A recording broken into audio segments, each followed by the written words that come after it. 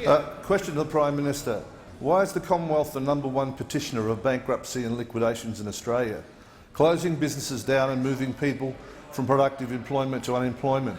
Why doesn't the government introduce a Chapter 11 provision similar to the US, where 85% of companies that are in Chapter 11 merge to keep people employed, exports going and government revenue flowing? Will the government lead introduce such a measure in Australia? The Prime Minister. Well, I thank the honourable member for his question. The answer to the first part of the question as to why the Commonwealth is a petitioner in bankruptcy proceedings is, of course, because that is on account of the debts owed to the Australian Taxation Office, which clearly many companies find themselves indebted to, whether they're solvent or insolvent. So that's the first part of the question.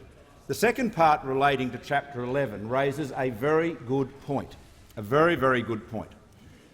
One of the great strengths of the American economy is its resilience, the way in which companies can hit the wall financially, dust themselves off, restructure and get going again. They have a great tradition of business continuity, and there's no doubt about that.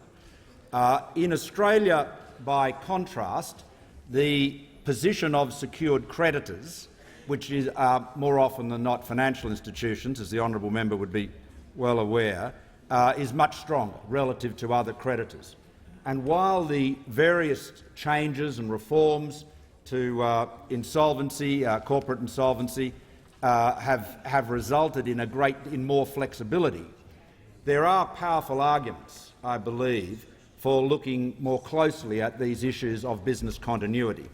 The Chapter 11 procedures in the United States are, I have to say, like most business practices in America, very legalistic.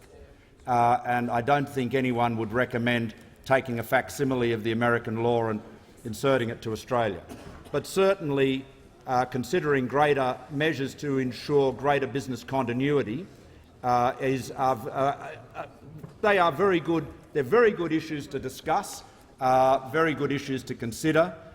When I was the opposition leader many years ago, I did canvass a proposal along these lines. The gentleman opposite is hankering back to that happy time from his experience. Member for Wakefield. Not so happy for me, I can assure you. But nonetheless, the honourable member makes a very good point.